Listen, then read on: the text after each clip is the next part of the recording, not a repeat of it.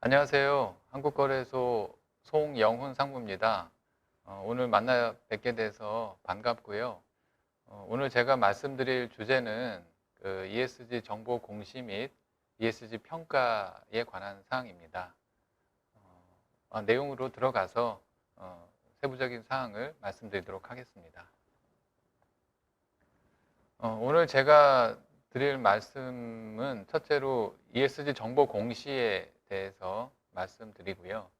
지금 굉장히 이제 전 세계적으로 이 규제가 강화되고 있기 때문에, 그리고 우리나라도 이제 현재 일부 이제 의무 공시로 하고 있고, 또 앞으로도 더 이제 규제가 강화될 것이기 때문에 상당히 중요한 부분입니다. 그래서 ESG 정보 공시 부분을 말씀드리고, 두 번째로 이제 기업들이 관심이 많은 ESG 평가에 대해서 또 간략히 말씀드리겠습니다.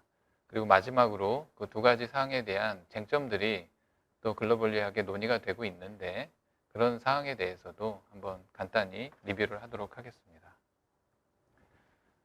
첫 번째, ESG 정보 공시입니다. 그 ESG 공시는 어떤 하나의 이제 스트럭처가 있습니다. 크게 두 가지로 나뉘어지는데요. 하나는 그 항목별 공시, 그러니까 라인 아이템 디스클로저라고 항목별 공시가 있습니다. 그래서 어떤 팩트를 정해놓고 그 팩트에 해당하는 이벤트가 발생하면 그거를 공시하도록 이렇게 하고 있습니다. 대표적인 게 이제 사업보고서나 주요사항보고서, 그리고 수시공시 이런 것들이 있고요. 사업보고서나 주요사항보고서 같은 경우에는 엄격한 법적 책임이 따릅니다. 부실공시에 대해서 뭐 허위공시를 했다든지 아니면 중요 정보를 누락했다든지, 이거를 통상 부실공시라고 하는데, 이 부실공시에 대해서는 형벌이나 손해배상 책임, 또 과징금 같은 행정제재 뭐 이런 것들이 부과될 수 있습니다. 그리고 수시공시는 이제 거래소에 하는 공시인데, 이것도 불성실 공시가 되면 벌점이 부과되거나 또 벌점이 누적되면 관리 종목 지정, 상장 폐지까지도 가능합니다. 이 항목별 공시는 예를 들면 이사회 현황, 또 임원의 구성, 또 각종 위원회의 어떤 구성과 어떤 결의사항, 뭐 이런 것들을 쭉 열거를 하고 있고요. 거기에 대해서 이제 어떤 팩트를 공시하는 것으로 이렇게 이해하시면 되겠습니다. 두 번째 큰 틀이 그 준수 상황 공시라고 해서 컴플라이언스 디스클로저라고 합니다. 그래서 이거는 어떤 모범 기준을 정해놓고 그 모범 기준에 대한 준수 여부, 그리고 준수하지 않을 경우에는 왜 준수하지 않는지를 설명하도록 하는 그런 공시 방법입니다. 그래서 이거는 보통 comply or explain 방식이라고 하고 있고요. 이게 이제 출발하게 된 이제 배경은 어떤 한 가지 no one size fits all이라고 해서 어느 한 가지 기준을 가지고 그것이 정답이기 때문에 무조건 거기에 따라야 된다라고 하는 전제는 잘못됐다. 그래서 정답은 여러 개가 있을 수 있기 때문에 그 어떤 정답을 선택하는 것은 기업이 해야 된다라는 철학에 기반을 하고 있습니다. 그리고 이제 컴플라이어하고 이제 익스플레인이 있는데, 사실 익스플레인을 더 중요시합니다. 그래서 꼭 어떤 모범 기준을 그대로 획일적으로 따르지 않더라도 좀 다른 선택을 하더라도 그것을 왜 그렇게 했는지 기업의 개별적인 사정을 정확히 설명하는 게 훨씬 더 중요한 개념입니다. 그러다 보니까 어느 나라나 이 준수 또는 설명 방식의 공시를 하고 있는 나라들은 틱박스 금지라고 해서 형식적으로 체크해서 넘어가는 거, 이런 것을 다 금지를 하고 있습니다. 현재 OECD 회원국의 한 83%가 채택을 하고 있는 공시 방법이고요. 그 공시 매체는 대체로 사업보고서를 통해서 공시하거나 아니면 이제 별도의 뭐 지배구조 보고서 같은 별도의 보고서를 이용하기도 합니다. 그래서 앞에 항목별 공시는 굉장히 전통적인 의무 공시한 방법이고요. 그다음에 두 번째 준수상황 공시는 한 30년 전에 영국이 시작한 원칙 중심 규제의 대표적인 사례라고 할 수 있고, 현재는 두 가지 공시 방법이 병존한다라고 이해를 하시면 되겠고, 이것은 ESG 분야에서도 동일한 그런 형태다라고 알고 계시면 되겠습니다. 다음은 이제 주요국의 공시 규제 현황입니다. 이게 앞에서도 말씀드린 것처럼 ESG 관련된 사항은 주로 정보 공개, 즉 공시를 통해서 규율하는 그런 구조입니다. 그러다 보니까 이제 해외에서는 다양한 방법으로 이제 공시 규제를 하고 있고요. ESG 중에서도 이제 G, 그러니까 지배구조 공시가 연역적으로는 훨씬 더 먼저 도입이 됐습니다.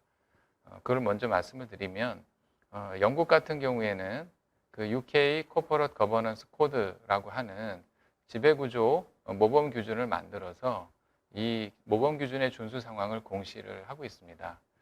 영국은 80년대 후반에 공기업 민영화 과정에서 상당히 기업 스캔들이 많았습니다. 회계 스캔들도 많았고, 그래서 기업의 어떤 부패가 문제가 됐었고, 그러다 보니까 기업 지배구조 개선에 대한 움직임이 있었는데, 영국 같은 경우는 원래 자율규제 전통이 강했고 원칙 중심 규제가 강했던 나라다 보니까 아까 말씀드린 컴플라이언스 디스클로저 방식으로 지배구조 공시를 도입을 했습니다.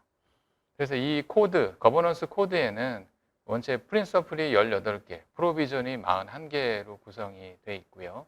그 주된 내용은 이사회 의장하고 대표이사를 분리해라. 그리고 사회이사에 대해서 성과 연동형 보상을 하지 말아라.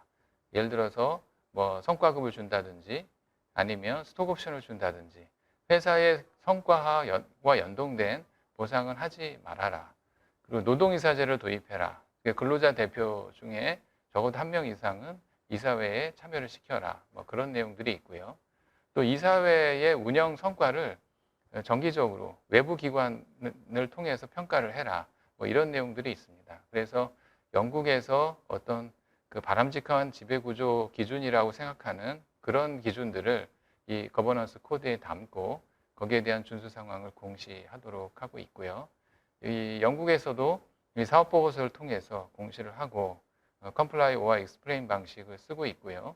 또 FRC라고 우리로 치면은 이제 뭐 항공회나 회계 기준원을 이제 통합해 놓은 그런 형태의 기구라고 할 수 있는데 FRC에서 그 준수 상황에 대한 그 공시를 다 리뷰를 매년 합니다. 그래서 거기에 대해서 평가도 하고 그 내용을 공개하기도 합니다. 그리고 다만 이제 적용 대상 기업은 작은 기업들은 이것을 공시하기가 좀 어렵기 때문에 그 프리미엄 리스팅 기업에 한해서 공시하도록 하고 있습니다. 영국은 런던 거래소 같은 경우는 프리미엄과 스탠다드 두 시장이 있습니다. 그래서 이 프리미엄에는 좀 대기업들이 들어가 있고요. 그 프리미엄 리스팅 기업이 그 FTSE 350이나 뭐 이런 지수에도 다 편입이 됩니다. 그래서 규모가 있는 프리미엄 리스팅 기업에 한해서 의무 공시를 하도록 이렇게 하고 있고요. 두 번째, 일본 같은 경우도 영국식의 거버넌스 코드를 만들어서 그거를 이제 그 준수 상황을 공시하도록 하고 있습니다. 그래서 여기는 이제 제너럴 프린서플이 5개, 프린서플이 31개, 서플멘터리 프린서플이 42개 이런 구조로 되어 있고요. 주주총회 활성화, 예를 들어서 뭐 주총을 너무 집중해서 같은 날 하지 말아라. 또 충분히 기간을 두고 소집 통지를 해라. 또 상호주, 일본은 상호주 전통이 굉장히 강하기 때문에 상호주를 뭐 하는 건 좋은데 기업 가치를 훼손하는 형태로 상호주를 운영하지 말아라. 그리고 경영권 방어 수단, 뭐 적대적 M&A에 대한 방어 수단을 쓸 수는 있지만 그 주주 일반의 이익을 저해하지 않도록 그렇게 설계를 해라. 뭐 이런 내용들이 코드에 담겨져 있고 거기에 대한 준수 상황을 공시하도록 하고 있습니다. 한 가지 영국과 다른 거는 그 영국은 이제 사업 보고서에 그 공시를 하도록 하고 있는데 일본은 별도의 지배구조 보고서를 제출하도록 해서 거기에 이 관련 사항을 기재하도록 하고 있고요.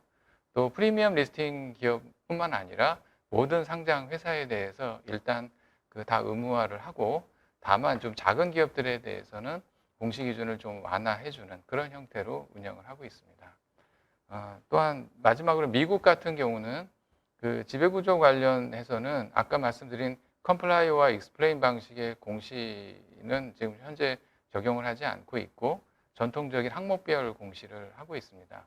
그래서 미국에는 그 재무정보 같은 경우에는 레귤레이션 SX, 또 비재무정보 같은 경우에는 레귤레이션 SK에서 규제를 하고 있는데요.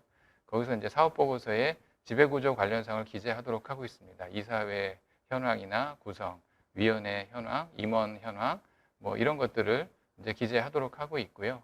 다만 이제 일부 아주 예외적인 항목에 한해서 컴플라이와 익스플레인 방식으로 공시를 하도록 하고 있습니다. 그래서 영국이나 일본 같은 경우는 어떤 원칙 중심의 그 철학에 따라서 지배구조 공시를 하고 있고, 미국은 룰 베이스로 해서 전통적인 항목별 공시를 하고 있다라고 이해를 하시면 되겠습니다. 다음에 이제 환경과 사회에 관한 공시입니다. 그 유럽이 이 부분에서 굉장히 더 적극적으로 하고 있고요. 그 EC, EU 집행위원회에서 2014년도에 비재무정보 보고 지침이라고 하는 그러니까 Non-Financial Reporting Directive를 만들었고요. 이 디렉티브에 따라서 EU 회원국들이 각국의 입법을 통해서 이제 규제화하는 그런 하나의 지침입니다. 그리고 요거는 기본적으로 종업원 500명을 초과하는 상장회사나 은행, 보험사가 적용 대상이고요. 사업보고서나 또 기타 별도 보고서에 환경이나 노동, 인권, 또 반부패 뇌물 금지, 또 이사회 다양성에 관한 사항을 기재해서 공시하도록 이렇게 요구하고 있고, 이 역시 이제 컴플라이와 익스플레인 방식으로 공시를 하도록 하고 있습니다. 한 가지 특징적인 거는 이제 연결 기준으로 공시를 요구하고 있는데, 지배회사에 대한 사항뿐만 아니라 종속회사에 관한 사항까지 다 포괄해서 공시하도록 하고 있고요. 뭐 뒤에도 나오겠지만 이 비재무 정보에 관한 공시 기준은 굉장히 글로벌리하게 다양합니다. 그러다 보니까 어떤 하나의 공시 기준을 강제하는 게 아니고 여러 공시 기준 중에서 선택할 수 있도록 그렇게 하고 있습니다. 그리고 2019년 6월에는 EC에서 NFRD의 추가 지침을 발표를 했는데요. 이게 기후변화에 관한 가이드라인입니다. 그래서 이게 TCFD 기준을 수용을 해서 기후와 변화와 관련한 기업의 위험과 기회에 대한 사항을 공시하도록 이렇게 하고 있고요. 통합공시라고 해서 재무 공시와 통합해서 하나의 어떤 보고서나 이런 걸 통해서 공시하도록 이렇게 요구를 하고 있습니다. 이런 어떤 EU 차원에서의 어떤 지침이 있고요. 이 지침을 입법으로 각국이 이제 했는데 대표적인 게 영국입니다. 영국은 이제 NFRD를 반영해서 회사법과 그다음에 FCA라는 감독기관이 있는데 감독기관의 규정, 우리로 치면 금융의 규정 뭐 이런 것을 개정을 했습니다. 그래서 회사법에서는 EU 지침에 따라서 500명이 그러니까 상시 근로자 500명을 초과하는 상장 회사에 대해서 이 ES 공시를 의무화했고요. 여기에는 이제 환경이나 노동이나 인권이나 지역사회, 성평등, 뭐 반부패, 뇌물금지 등이 있었고요. 다만 이제 영국은 회사법에서 이 NFRD 전에도 그 환경, 노동, 인권, 지역사회, 성평등에 대해서는 공시하도록 했습니다. 이미. 그런데 NFRD를 반영해서 반부패나 뇌물금지를 추가했고요. 또 이 경우에도 FCA 규정을 통해서 이사회 다양성이나 그다음에 기후 관련 위험 이런 부분까지도 공시하도록 이렇게 하고 있습니다. 다만 그 아까 지배구조 공시와 유사하게 프리미엄 리스팅 기업에 한해서 그렇게 요구를 하고 있고 사업보고서를 통해서 공시하도록 하고 있습니다. 홍콩 같은 경우는 이제 아시아존으로 넘어와서 홍콩 같은 경우는 이제 거래소 상장 규정에 따라서 ES 사항을 공시하도록 하고 있습니다. 대신 여기는 이제 모든 상장회사, 홍콩은 이제 메인 마켓이 있고요. 잼이라고 하는 우리로 치면 한 코넥스 정도 되는 사이즈의 시장이 있는데 그 모든 상장 회사에 대해서 일단은 그 ES 사항을 공시하도록 하고 있고요. 여기 보면 이제 유해가스 배출이나 기후변화, 자원 사용, 고용, 보건안전, 뭐 공급망 관리 이런 것들을 공시하도록 하고 있습니다. 그리고 이 홍콩은 사업보고서를 통해서 기재를 해도 되고요. 아니면 별도 보고서를 통해서 기재해도 되도록 이렇게 매체는 좀 다양화했고요. 다만 한 가지 홍콩은 이렇게 작은 기업까지 다 공시하도록 하다 보니까 사실 공시 준수율이 떨어지는 그런 문제가 좀 있습니다.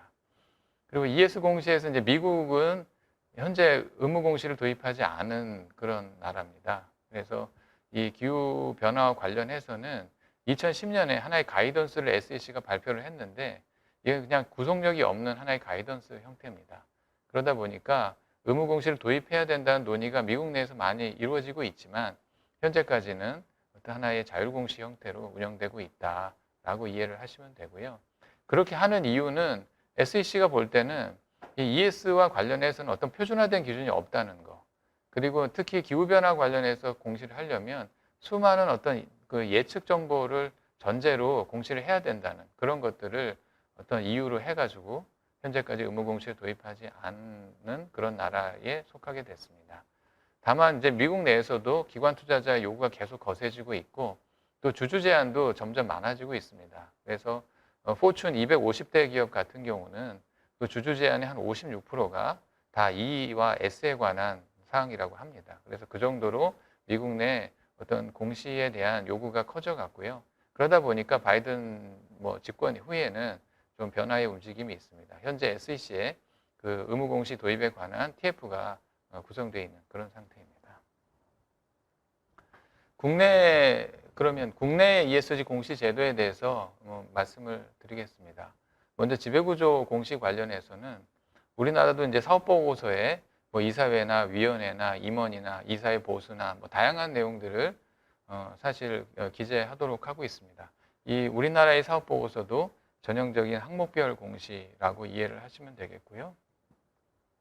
그 자본시장법 제 159조에 보면은 이제 그 지배구조 관련한 사항을 사업보고서에 기재하도록 하고 있고요.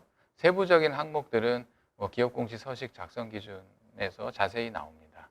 그리고 이제 이 사업보고서에 기재해야 되는 법인들은 주권상장법인이나 그다음에 그 공모법인, 그러니까 상장을 하지 않더라도 모집이나 매출을 통해서 자금을 조달한 실적이 있는 공모법인, 그리고 주식권이 아니더라도 채권상장법인, 또 종업원이 500명 이상인 어떤 비상장 기업, 공모를 하지 않더라도 500명 이상인 기업, 이런 기업들이 사업보고서 제출 대상 법인인데 이들 법인이 지배구조 관련 사항을 이제 법이나 그다음에 그 기준에서 정하고 있는 항목별로 기재하도록 하고 있습니다. 그리고 이 부실 기재 부분에 대해서는 허위 기재나 기재 누락에 대해서는 아까 앞에 말씀드린 대로 일정한 제재가 부과될 수가 있습니다. 두 번째는 이제 저희 거래소에서 하고 있는 지배구조 보고서 부분입니다. 이 2019년에 처음으로 자산 2조 이상 코스피 상장사에 의무화를 했고요. 이건 앞에 말씀드린 사업보고서와 달리 이제 소위 컴플라이언스 디스클로저 개념으로 소위 COE 방식으로 이제 공시를 하는 겁니다. 그래서 저희 공시 규정에 근거를 뒀고요. 다만 이제 공시 규정상 의무 공시입니다. 그래서 그 매년 5월 말까지 자산 2조 이상 상장 회사는 지배구조 보고서를 거래소에 제출하고 이것을 시장에 공시하고 있습니다. 그리고 다만 자산 2조 미만 기업도 자율공시는 가능합니다. 그래서 작년 같은 경우에는 10개 회사가 자율공시를 했고요. 또 이제 상장회사 중에는 금융회사도 있습니다. 한 40개 정도 되는데 금융회사는 이제 지배구조법에서 금융회사 지배구조법에서 연차보고서를 제출하게 돼 있는데 그 지배구조 연차보고서로 가름할 수 있도록 이렇게 하고 있습니다. 앞서 말씀드린 대로 이 거래소 지배구조 보고서는 저희가 지배구조의 핵심 원칙에 대해서 준수 상황을 이제 공시하도록 하는 COE 방식의 어떤 공시라고 볼 수 있고요. 여기에는 이제 기본적인 기준이 핵심 원칙 10개, 세부 원칙 27개, 핵심 지표 15개로 해서 지배구조 보고서에 관한 가이드라인을 저희가 만들고 있습니다. 그래서 그 가이드라인에 따라서 보고서를 작성해서 공시를 하고 있고요. 다만 이걸 그냥 작성해서 공시하는 걸 끝나는 게 아니고 저희 거래소에서 매년 그 보고서 내용을 심사를 하고 또 부실 기재가 있을 때는 정정을 요구를 하고 있습니다. 그래서 작년 같은 경우는 한 28개 회사에 대해서 정정하도록 요구를 했었고요. 다만 한 가지 주의할 거는 이 지배구조 보고서도 일반 수시공시처럼 의무공시입니다. 그러다 보니까 이제 제대로 공시가 안 될 때는 공시 불이행에 해당이 되고요. 그렇게 되면 불성실 공시법인으로 지정이 돼서 벌점을 받거나 공시 위반 제재금을 받거나 또 예방 교육을 해야 되는 그런 불이익이 있다는 점을 유의해야 합니다. 그 지배구조 보고서 관련해서는 앞에 말씀드린 이행실태 점검 관련해서는 이제 작년 같은 경우는 181개사에 대해서 실태 점검을 했고요. 1차 점검과 2차 점검, 그리고 마지막 조치 대상을 확정하는 그런 단계로 진행을 하고 있습니다. 그리고 실제로 그 오류의 중대성에 따라 3단계로 분류해서 조치를 하고 있는데 그 1단계 같은 경우는 굉장히 중대한 오류입니다. 그래서 가이드라인을 명백하게 준수하지 않고 그냥 자기 마음대로 기재를 해서 공시를 했다거나 그래서 상장회사도 거기에 대해서는 어떤 이견이 없을 정도로 명백한 오류 같은 경우에는 저희가 정정 공시를 요구를 하고 이제 작년 같은 경우 28개사가 그렇게 정정을 했다는 말씀이고요. 2단계는 통상적 오류입니다. 이거는 이제 뭔가 그 핵심 지표나 어떤 그 기준, 세부 원칙하고 좀 다르지만 상장회사 쪽에서 이견이 있는 부분입니다. 그리고 실질적으로 보기에 따라서는 위반이다 아니다라고 좀 의견이 갈릴 수 있는 부분이고요. 또 주로 이제 상장회사의 이해 부족에서 생긴 문제, 그런 경우는 저희가 정정 요구를 하는 건 아니고 정정을 권고하고 있습니다. 그리고 3단계는 이제 경미한 오류이고요. 이런 경우는 이제 다음번에 재발하지 않도록 저희가 한번 안내를 하는 형태로 운영을 하고 있습니다. 그리고 저희가 제재만 하는 건 아니고 실제로 일반 수시공시를 잘한 기업은 공시우수법인을 선정하듯이 지배구조 보고서를 잘 작성해서 공시한 기업에 대해서는 공시우수법인으로 선정을 하고 있습니다. 작년 같은 경우 이제 지배구조 보고서를 의무적으로 제출해야 되는 기업 중에서 4개사, 그리고 자율공시한 기업 중에서 1개사를 선정해서 우수법인으로 이제 시상을 했고요. 우수법인이 되면 저희 상장 수수료나 연부과금의 면제가 되고 또 3년간 한 번 정도는 다른 사유로 불성실 공시법인 지정이 되더라도 지정 유예하는 특혜가 주어지고요. 또 매년 공시 담당자나 책임자가 연례 교육을 받아야 되는데 연례 교육을 면제해주는 그런 혜택이 있습니다. 또 환경과 사회 부분의 공시에 대해서는 앞서 말씀드린 지배구조처럼 이제 사업보고서 차원의 자본시장법에 따라서 사업보고서 공시를 하고 있고요. 사업보고서에 기재하는 그런 내용들은 좀 ES 관련해서는 좀 제한적입니다. 녹색경영 관련 정보라고 해서 금융위 규정하고 그다음에 감독원에서 만들고 있는 공시서식 작성 기준에 따라서 그 필요 사항들이 열거돼 있고요.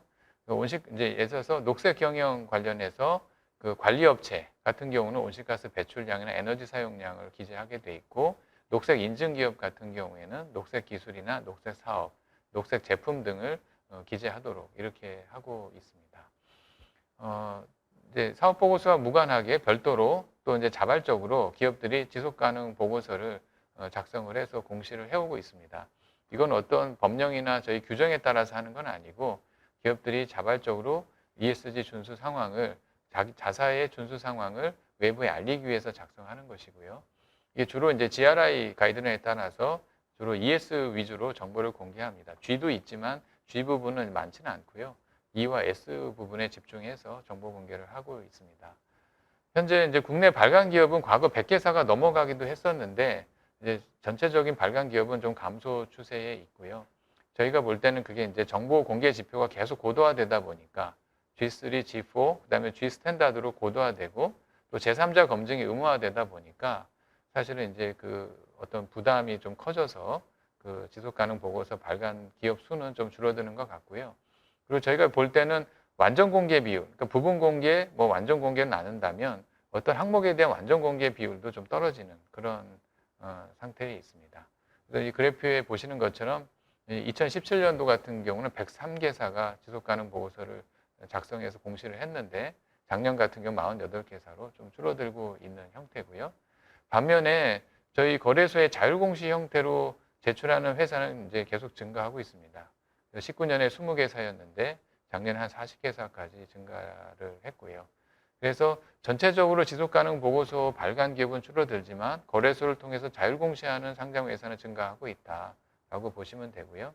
한 가지 주의할 거는 거래소를 통해서 자율공시가 이루어지면 그것도 공시기 때문에 그게 공시 불이행이나 번복, 공시 변경 같은 불성실 공시에 해당이 되면 또 그에 관한 제재가 있을 수 있다는 점을 좀 유의하시기 바랍니다. 또 저 환경과 사회 관련해서 또 말씀드릴 게 ESG 정보공개 가이던스입니다. 저희가 금년 1월에 이 정보공개 가이던스를 발표를 했고요. 기본적으로 이 정보공개 가이던스는 그 주로 ES 부분에서 지속가능 보고서를 작성할 때 참고하도록 어떤 하나의 기준을 제시하기 위한 것이고요. 더 나아가서는 뭐 책임투자 문화를 확산하거나 그다음에 ESG 정보 부족을 해소하거나 또 글로벌 동향, 글로벌 추세를 반영하거나 뭐 이런 목적으로 만들어졌습니다. 그리고 이제 구성 내용은 뭐 ESG 개념부터 해서 또 이제 이사회나 경영진의 역할, 정보 공개 원칙, 또 중요성 평가 이런 것들을 저희가 담고 있고요. 이런 것들은 지금 TCFD나 GRI나 SASB나 IASB나 이제 글로벌리하게 그 정보 공개, ES 분야에서 어떤 하나의 중요한 기준이 되고 있는 이니셔티브들을 다 참고해서 저희가 업계 의견 수렴해서 만들었습니다. 그리고 또 한 가지는 그 권고 공개 지표라고 해서 비교적 개량화된 어떤 지표들을 저희가 예시를 하고 12개 항목, 21개 지표를 선정을 해서 거기에 대해서 그 공시를 하도록 그렇게 권고를 하고 있습니다. 이제 우리 국내에서도 그러니까 유럽을 중심으로 규제가 도입이 됐고 또 아시아존까지도 확산이 되고 있고 우리도 지배구조 보고서 제도는 이미 도입이 됐고 또 E나 S 같은 지속 가능 보고서도 자율적으로 이렇게 공시를 하고 있는데 우리나라도 이제 더 나가서 이 공시 규제는 점점 강화되는 추세에 있습니다. 지배구조 보고서 같은 경우는 내년부터 당장 자산 1조 이상 상장 코스피 상장 회사로 이제 한 100개 가까이, 한 90개 가까이가 이제 확대가 될 거고요. 2024년에는 자산 5천억 이상, 그리고 26년에는 모든 상장 회사가 지배구조 보고서를 제출해야 되는 그런 형태로 진행이 될 예정입니다. 그래서 내년에 이제 자산 1조 이상으로 확대가 되기 때문에 금년 중에 공시 규정을 개정하고 상장회사 교육이나 해설서를 저희 거래소에서 발간할 예정입니다. 그리고 지배구조 보고서와 별도로 지속가능 보고서도 지금 현재 정부에서는 현재 자율공시로 하고 있는데 2025년부터는 자산 2조 이상 코스피 상장 회사에 대해서 의무화하겠다. 그리고 30년이 되면 모든 상장 회사를 확대하겠다. 뭐 이런 계획을 가지고 있고요. 사실상 이게 또 중요한 의미가 2025년부터는 E와 S에 관한 사항들이 상당히 그 의무공시 체제에 편입되는 그런 의미가 있다라고 할 수 있겠습니다.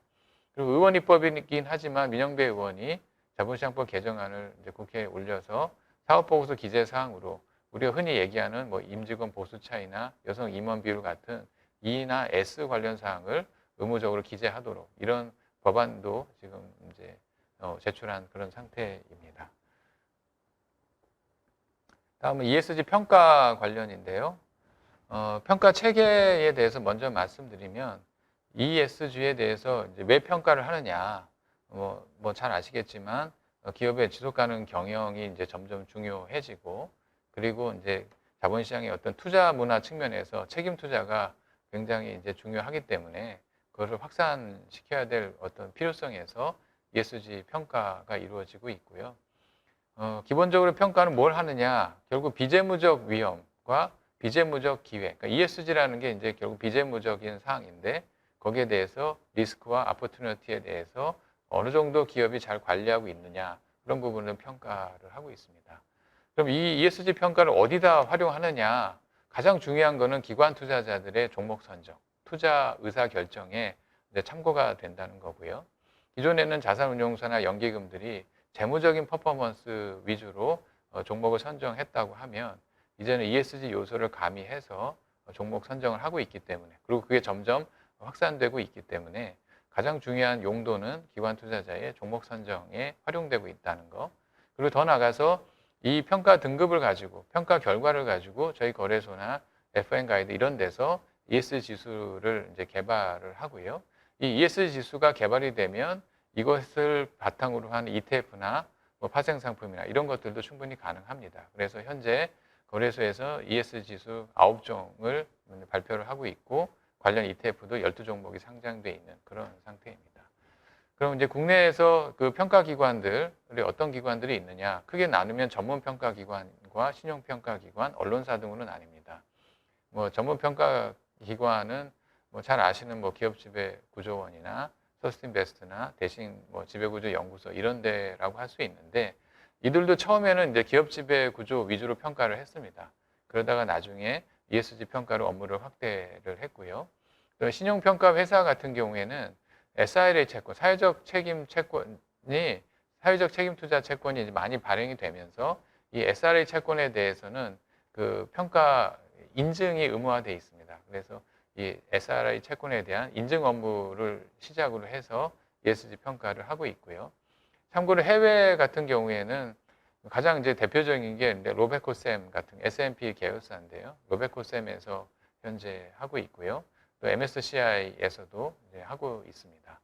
근데 로베코셈 같은 경우에는 이제 상당히 그 어떤 공개된 데이터뿐만 아니라 주로 이제 설문조사나 이런 걸 통해서 그 평가를 하고 있고요.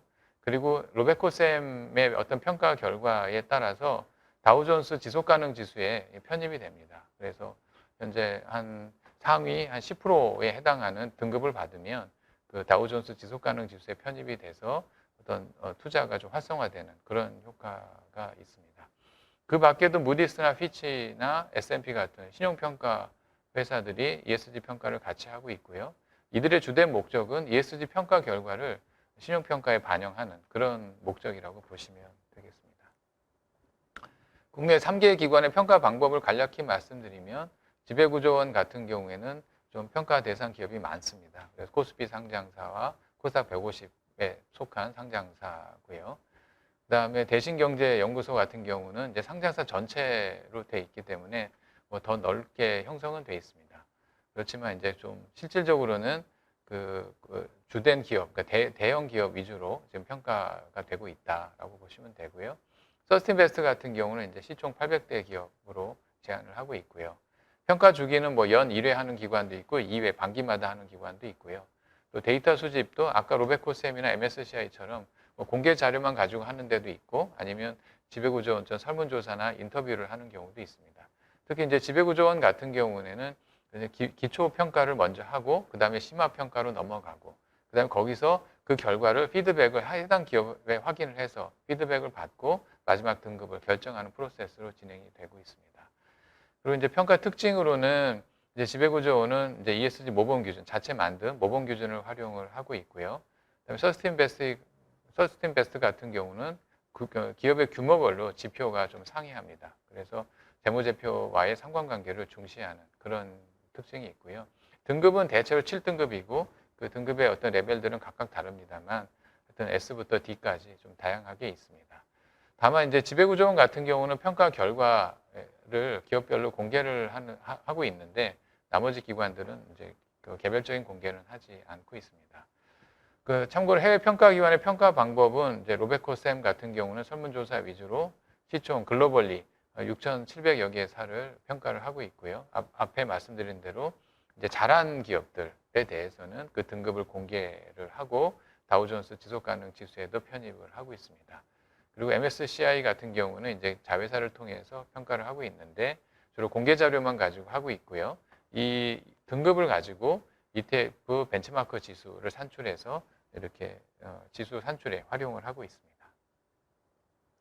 마지막으로 이제 관련 쟁점입니다. 이게 많은 쟁점들이 있고 앞으로도 더 논의가 될 텐데요. ESG 공시 관련해서는 뭐 통일적인 공시 기준이 좀 없다라고 하는 것이고요. 이게 어떤 하나의 어떤 감독 기관이 그거를 정할 수 있는 권한이 없기 때문에 이게 글로벌리한 이슈다 보니까 현재 한 400개 이상의 공시 기준이 좀 난립돼 있다라고 할 수 있겠습니다. 그러니까 감독 기관이 정하는 경우도 있지만 대부분 민간 기관이 정하고 우리가 알고 있는 여러 가지 기구들이 사실 민간 베이스의 기구다 보니까 각각의 공시 기준이 굉장히 난립되어 있는 그런 상태고요. 또 이제 가장 그래도 메인 기준이라고 할 수 있는 대표적인 기준들, 뭐 TCFD도 그렇고, 뭐 GRI도 그렇고, IIRC도 그렇고, 세스비도 그랬고, 뭐 CDP나 뭐 다양한 공시 기준조차도 그 적용 영역과 주안점이 포커스가 좀 다릅니다. 그러다 보니까 이제 미국 상공회의소의 보고서에 따르면은 기업들이 어떤 이런 서베이를 하는데 너무 많은 시간을 쓴다. 그래서 굉장히 그 기업들이 어떤 부담을 느끼고 있다라는 의견도 제시를 하고 있고요. 또 이런 부담들이 커지다 보니까 장기적으로는 상장 기피 요인으로 미국 내에서 작용을 한다라는 얘기까지 있습니다. 그리고 두 번째는 그 의무공시 대상 기업의 범위입니다. 그러니까 EU나 영국 같은 경우는 기업 사이즈에 따라 일단 차등 적용을 하고 있는데 또 홍콩이나 싱가포르는 아까 말씀드린 작은 잼이나 이런 작은 상장 회사도 일괄 적용하는 형태를 갖고 가다 보니까 앞으로 우리나라도 이런 이제 ESG 관련한 공시가 계속 규제로 도입이 될 때 그 적용 범위에 대한 하나의 쟁점이 좀 있을 것으로 예상이 되고 있습니다. 그리고 ESG 평가 관련해서는 이것도 역시 평가 기관별로 등급의 차이가 좀 많이 큽니다. 언론에서 많이 나온 것처럼 뭐 등급 간 차이가 국내외 평가 기관 간에 3단계 이상인 기업이 22개나 될 정도로 어느 기관이 평가하느냐에 따라서 등급의 차이가 좀 크고요. 국내 평가 기관 간에도 편차 비율이 60%가 넘을 정도로 어떤 상이한 결과를 보이고 있습니다. 그리고 그 평가 철학이나 평가 방법에 대해서도 사실은 미공개하는 경우가 대부분이고요. 그러다 보니까 그 평가받는 기업이 내가 왜 A, 내가 왜 B, 그걸 받았는지에 대해서 정확하게 알기 어려운 부분도 분명히 있습니다. 다만 ESG 평가는 사실 ESG라는 게 굉장히 다양한 요소를 담고 있고 산업별로, 규모별로 또 개별 기업의 상황에 따라 보는 그 포커스가 다르기 때문에 어떤 일률적인 평가 기준을 갖고 가기는 근본적으로 좀 어려운 부분이 있습니다. 하여튼 이런 부분에 대해서는 그럼에도 불구하고 평가 등급에 대한 차이를 신용평가 수준까지는 아니지만 좁혀갈 필요가 있다라는 어떤 여론들, 의견들이 좀 많아지고 있는 그런 상황입니다. 그래서 지금 이제 ESG 공시에서 또 평가에서 생겼던 여러 가지 쟁점들은 앞으로 우리나라에서도 제도화되면 될수록 사실은 그런 부분들이 계속 논의가 될 것이고요. 우리 상장 기업 또 나아가서 상장 예정 기업들도 어떤 ESG 공시는 점점 규제화되고 있는 추세이기 때문에 여기에 대해서 좀 준비가 미리미리 좀 필요하다라는 말씀을 드릴 수 있겠습니다. 제 강의는 여기서 마치도록 하겠습니다. 감사합니다.